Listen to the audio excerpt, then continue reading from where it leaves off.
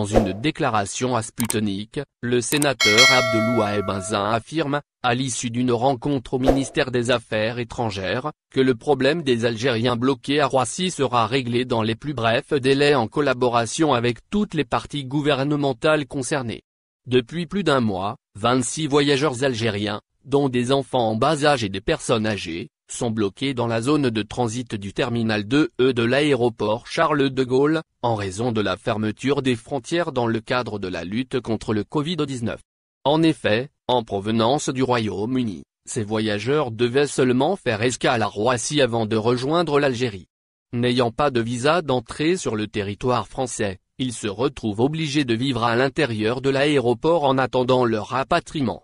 La semaine dernière, le sénateur FLN Abdelouahed Benzen a interpellé le ministre des Affaires étrangères, Sabri Boukadoum, pour trouver une solution rapide à ce problème. Sur instruction de ce dernier qui se trouve actuellement en visite officielle en Espagne, le sénateur Benzen a rencontré mardi 30 mars le directeur général des affaires consulaires et de l'émigration au ministère, M. Ben Sabri, qui lui a assuré que ses citoyens seront rapatriés sous peu. Vers une prise en charge en attendant le retour?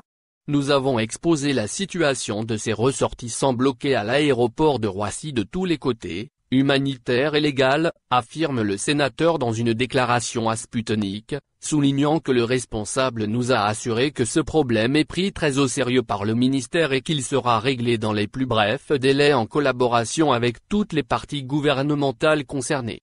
Par ailleurs, dans le but de soulager la souffrance de ces citoyens que l'État est tenu de protéger, Abdelouahed Benzen informe qu'il a suggéré à M. Ben Sabri de leur assurer une prise dans des hôtels à proximité de l'aéroport en attendant leur rapatriement.